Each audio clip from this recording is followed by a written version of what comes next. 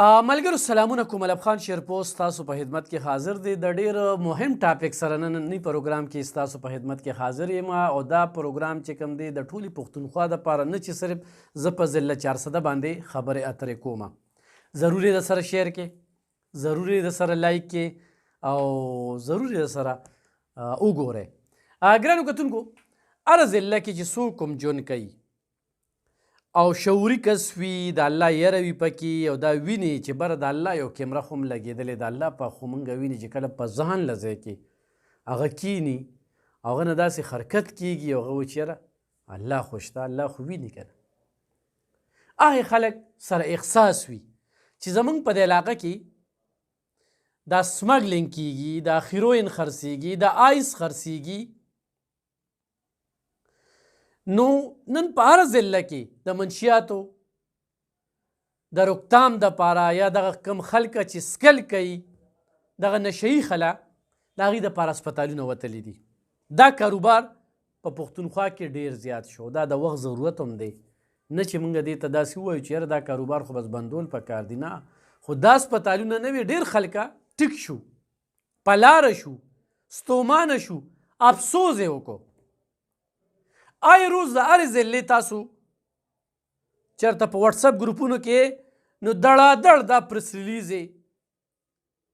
د پولیس شیر کیږي، پیارو تیار ناست دي، هلته یې 500 ګرام ونیول، دلته 1000 ګرام ونیول، هلته یې 1500 ګرام ونیول، په هغه چیک پوسټ باندې دومره چرس ونیولی شو، په هغه چیک پوسټ باندې دومره آیس ونیولی شو، اپیم ونیولی شو.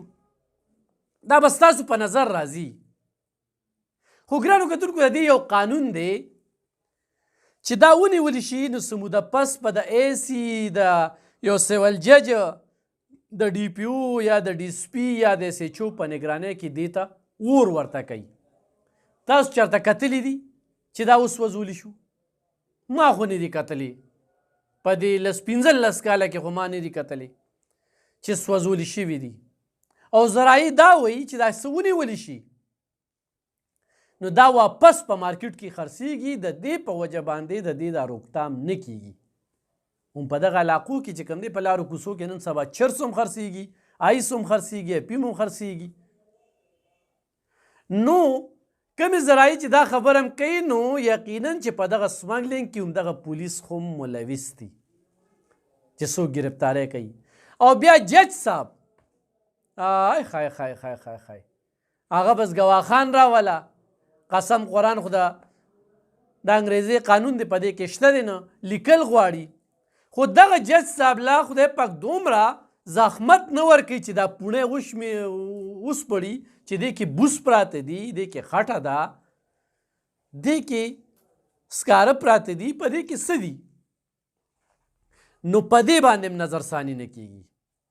نو ګرانو کتونکو، ما درته دا خبره کوله چې زه د آر ټي آی لاندې به په دې باندې په خپله ضلع کې درخواست ورکوم، رایټ ټو انفارمیشن ایکټ نه چې څوک هم خبر یې دغې قانون نه، نو په هره ضلع کې پکار دي چې ډي پي او ته درخواست ورکړي چې مشره په دې تیرو 10 کالو کې چې څومره هیروین نیولي شوي دي، چرس اپین نیولي شوي دي، هغه څه شو د هغې د موږ له ډیټیل راکړي، دا ولې نه سوځولی کیږي. دا کار شروع کې د دې به خود به خود روکتام دغه شي. تاسو به کتلی وي په ایف آی آر کې چې پلانکي سره منګه انګریزي ساخته کلاشینکوف ونیوه، اورېدلی به مي، خو چې بیا په مالخانه کې وګورئ نو یو داسې کلاشینکوف وي چې هغې به شپېلی کږه وي، هغه به ډز نه کوي، هغه څنګه چې په میلو کې هغه کوپڼۍ دغه کړي وي هغې ته هغه ډز پې کوې، هغه تا نه خطا شي، هغه شانتې کږې وږو شپېلو والا په مالخانه کې جمع کړي وي، دغه ایس ایچ اوګانې کور ته یو سی آی خرڅ کړي. د دې باره کې هم زه درخواست ورکوم چې 400 کې څومره پورې کلاشینکوف یې نیولي شوي دي، راتلونکي وخت کې به انشاءالله د دې ډیټیل بیا تاسو ته درکوم او په دې کې به تاسو ته ډېر زیات انکشافات مخې ته راشي. ما ته د مخکې نه پته ده چې دا هیروین، دا اپین، دا آیس، دا څه ونیولي شو، دا چرته لاړل، دا کوم ځای کې خرڅېږي. په دې باندې زما راتلونکي اوس درخواست ما دغه کړی دی چې کله ما ته ډیټیل رالو زه به تاسو سره شریکوم. ورسره دغه څونه کلاشینکوف نیولي شوي دي یا څونه تمانچې نیولي شوي دي، د دې ډیټیل پکار دی او دا ښودل دي مالخانو کې داسې څیزونه پراته دي چې حیران بشي که نه. کباړ والا د دغه پولیس والا دپاره غنیمت ګرځي، خو هغوی چېرته په کباړ کې تمانچه اغوستي به راوالي او په دغه ځای کې به کېږي. تاسو به دا هم ګورئ په پولیس موږ نیوکې هم کوو، د پولیس چې کوم ضروریات دي په هغې باندې ما وختن په وختن خبرې کړي دي. بل ورځ هم یو ځای کې غلا شي و ما خبرې وکړې، ډېر خلکو وی یاره پولیس طرف ته پکې لاړې، نو ما یې چېرې پولیس سره هم رډار نه دی لګېدلی چې 2008 نه واله 2024 پورې یو پولیس بھرتي نه کېږي. نو سوچ وکړه لکه دلته کې خو آبادي ورځ تر ورځه زیاتېږي، نفري کمه ده، څه VIP سره دي، سابقه امپیګانو سره دي، سابقه منیګانو سره دي، سابقه بیروکریټ سره هم د دې 400 پولیس دي او موږ ته په میدان باندې ډېر کم پولیس ښکاري. دغه خو بیله خبره ده، په دغه خو وختن په وختن موږ بیلې خبرې کوو. په دې باندې خبره ډېره ضروري ده د ټولو ضلعو دپاره د پښتونخوا چې په دې باندې تاسو کار وکړئ چې کم ځای کې څومره هیروین نیولې شوي دي، څه شو، څومره وسله نیولې شوې ده، څه شوه.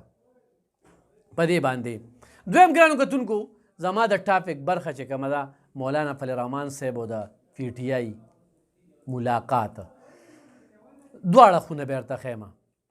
یو خو چې کله خپل مفادات راشي نو دا ټول رور او خور وي.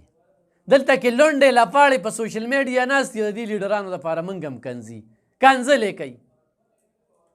حیران بشي د دوی د حالاتو ته.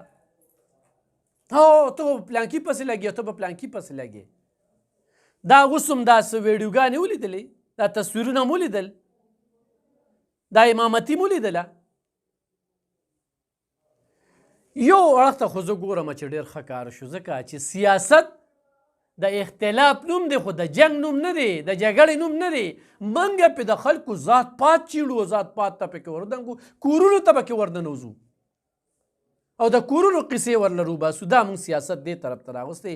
یو خو دې موږ له دا مثال راکړه چې سیاست کې اختلاف شته خو سیاست کې جګړه نشته دی. او نن داسې خلک چې په یو بل د یهودیانو او د کوپر فتوې ورکولې، نن هغه ورته سینه کوله د خپل کور ته یې راپرېږدي، هغه ورسره ناست دي. سوچ وکړه، په کار دا وه چې تا کومه فتوه لګولې وه نو چې تا دې خپل کور ته دویړو پرېښي نو تا دوی سره ملاقات نو کړی. نو دا د مفاداتو جنګ دی. دلته کې د دې پاکستان نه د حکمرانانو خپل یو هوټل جوړ کړی دی، راځي سټی پکې کوي، مال خال ترې اوباسي او بخر وړي. زما خو دا غوښتنه هم ده، دا د هر سړي په خولې باندې چې د دې مل نه څوک پیسه بار وباسي چې هغوی دپاره پانسي په قانون کې راولي. څوک چې بهر اوسیږي چې هغه دلته په دې ملک سیاست د سره کوي نه، د دې ملک باشنده په دې ملک اوسېدل پکار دي او په دې ملک خپل پیسې انویسټ کول دي. بهر چې کوم دی نو دوی ځي او هلته کې په پلازې جوړوي، هلته به کارخانې جوړوي، هلته به کاروبارونه کوي، په دې خپل ملک کاروبارونه جوړ کوي. یا دا حکمرانان خو دې ملک سره مخلصه وو. نو نن راشه په دې دغه کې دومره خلک شته دي چې دا څومره سرکاري ځمکې شړې دي، دا لږ شانتې ریزرو په دې ملک په خلکو خرڅ کړه، د IMF قرضه پې ختمولی شي. او خو نور څه نه وي، نایس پروش خو دلته کې پولیس هم خوري، یو ولس هم خوري، یو حکومت هم خوري. یو ایس پروش ونیسه چې هغوی لانچونه اخلي، هغوی سمندر اخلي. نو یو ایس پروش د پاکستان او بیا د پښتونخوا بیا زموږ د تحصیل تنګي 400 هغه د IMF قرضه داسې ختموي. زموږ په تحصیل تنګي کې یو داسې کلي نوم دی چې هلته هغې ته چوټ انګلینډ وایي، د یوې هفتې هغې ته 14 کروړه روپۍ هر هفته هلته رارسي. دا د ایس پروشو. نو دلته کې ادارې خپل کار نه کوي، خو ادارو خپل کار شروع کړو چې دلته کې کم کرب خلک دي، د دې کرب خلکو په دې پیسو باندې تاسو د IMF قرضه ختمولی شئ. خو دا حکمرانان چې کوم دي دا د خپلو مفاداتو جنګ کوي. قام چې کوم دی هغه په ځای پروت دی، نه د قام د ګرانۍ غم شته، نه د CNG غم شته، نه د پټرولو غم شته، نه د وړو غم شته، نه د پیسونو غم شته، نه د بجلۍ د ګرانۍ غم شته. د خپلو مفاداتو لپاره رور او خور شي، بیا یې حیران بشي. داسې ناست دي.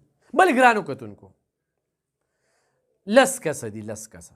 په 10 کسو کې د یو کس ګیره ده لږ په ثقه باندې برابر دی. دا اوس په دې سوشل میډیا باندې چې PTI والا خو مولانا فضل الرحمن پسې امامتي کې ودرېده او لمونځ یې وکړو. په لار هم چې روان نو یو کس امام مخکې کې د لمونځ ټیم راغی، لمونځ یې وکړو. په سوشل میډیا د هغې نه یو لوی دغه جوړ کړی دی، دا چل دی او دا چل دی.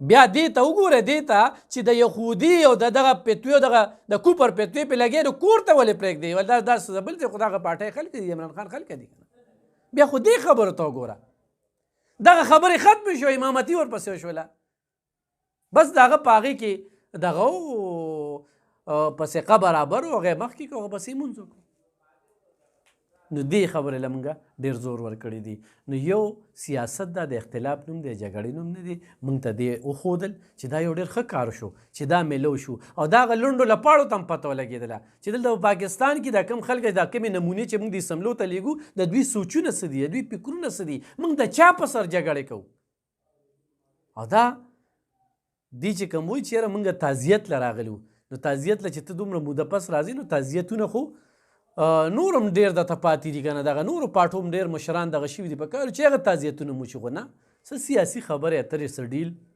دغه ځای کې یا شوې یا کېده دې کې میلو شو زه ورته په یو اړخ په ډېر ښه نظر ګورم چې سیاستدانانو له پکار دي چې همدغه شانته اختلاف وساتي خو خپلو کې چې یو وي نو ډېره مزه کوي او دویم ورته دا چې اصولي سیاست ذکر کېږي که نه چې او د خپل لار نه خوا دې خوا نه کېږي که نه نو هغه دې ځای کې تضادات پکې رالل تضادات داسې رالله چې هم هغه خلک ته خپل حجرې ته پرېږدي خپل کور ته پرېږدي هلته په چای پاڼې کې هغه ځای کې بس هغه ټولې خبرې ختمې شوې دلته کې هغه اسلامي اصول څه شو اسلامي خبرې څه شوې دې خبرو ته لږ کتل پکار دي چې دوی خپلو کې رو خور دي نو ما ته پکې ولې جنګ جګړې کوو نو ګرانو کتونکو لږ په دې باندې سوچ وکړئ دا ویډیو سر شیر کړئ انشاءالله په بل پروګرام کې به نورې مزید په دې دویمه